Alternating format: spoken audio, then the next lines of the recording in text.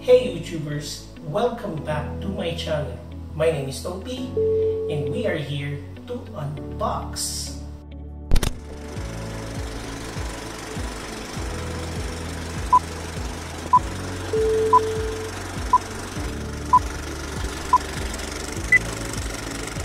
May humingi ng tulong ko to build a budget PC. So, ano ba yung budget PC? Of course, number one is the amount. Kung magkano yung gagastusin. Especially sa panahon ngayon, medyo everyone is tight with the budget.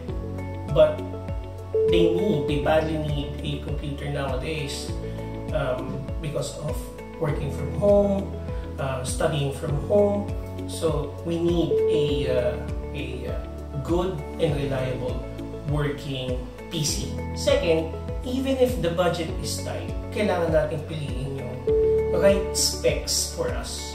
Kung gagamitin natin sa work or gagamitin natin sa the usual gaming, syempre hindi may iwasan yun. Kailangan natin piliin yung specs ng parts that will definitely give us the most out of our budget. So I'll give you the 5 essential parts that we will need in order to build a desktop PC. So bago ko ibigay sa inyo, if you haven't hit the subscribe button, please hit the subscribe button and follow my future videos. Okay, so number one is we will need a processor. So what do we have here? We have the AMD Ryzen. Of course, kailangan natin ng motherboard to come with the processor. I got with me Gigabyte's A320M-S2H. I think this is the cheapest or one of the cheapest, if not, when it comes to a compatible motherboard for AMD Ryzen. Third, syempre, we will need a good working memory. I have here the Geo Super Lucid 8GB RAM. So this is 2 pieces of 4GB. It's a DDR4 2400 MHz. And then syempre, we will need storage for our software. So I have with me a SATA 3 SSD. This is 256GB from Silicon Power. Of course, kailangan natin ng casing to come with everything para mabuo natin. I'm not sure if this is a generic, but this is the cheap brand Micro ATX casing. I got this at a cheap price and it comes with a power supply brick. So these are the 5 essential parts that you will need in order to have a good, dependable, and reliable working desktop PC. Of course, last but not the least is we will need a licensed operating system. So this is a Windows 10 Home Edition 64-bit OEM. Most of the builds or budget PC setup that you see here in YouTube is hindi nila ini-include sa price yung cost ng operating system. Assuming that you will start from scratch, these are the essential items that you will need: hardware and of course software. I don't want to promote piracy, kaya we will include it in the budget. Karamihan sa nagtatanong kasi, they only have an idea of the hardware cost. Hindi nila na isasama yung operating system, which is essential. Paano tatakbo yung desktop nyo? Diba? Kaya dito, isasama ko kung magkano pati yung price ng OS natin. Ngayon, dito sa build na to, kaya ito lang yung mga sinama ko is because meron na rin siyang monitor, keyboard, and mouse. Okay, so now that we have everything, let's go ahead and proceed with the building of the PC.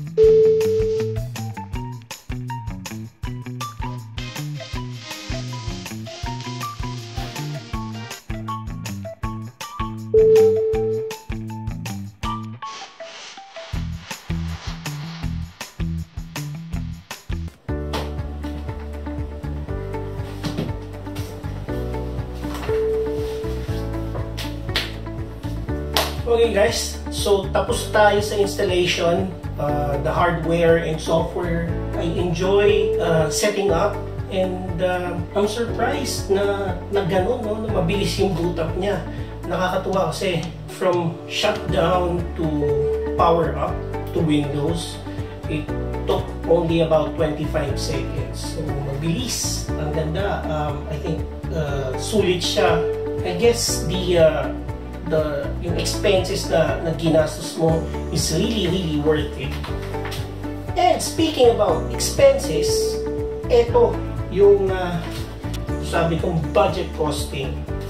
By the way, all of these parts, even the software, I got it sa Gilmore, San Juan, since that is the place where lahat talaga ng mura na computer parts and items dun yung makukuha. Nga lang, hindi siya pwede dun sa mga tamad or dun sa mainipin kasi iisa-isahin yung store. And one thing that I would comment about some of the stores sa Gilmore, no? Kapag alam nila na yung item is maraming bumibili, hinuhold nila, tapos hinuhold nila yung item, di nila binibenta, they will sell it as a bundle. For the processor, the AMD Ryzen 3 3200G, the motherboard, which is the Gigabyte A320M S2H, and the Silicon Power 256GB SSD SATA. I got it at PC Gilmore. Yes, si Ate Maylene, shout out kay Ate Maylene. Thank you for assisting me, and I got it at a very good price for only 11,240.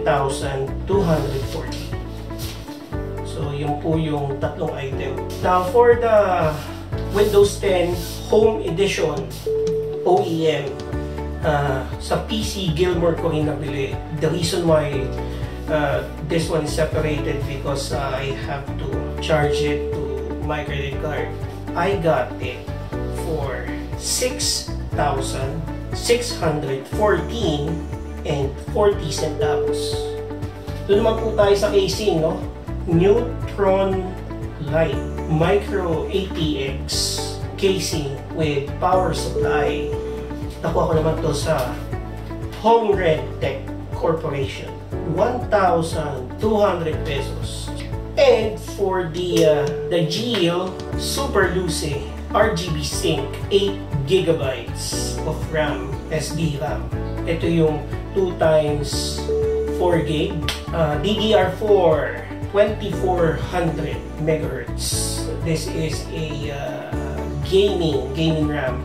I got it online sa bermozone.com.ph for 2,850. So, ayan.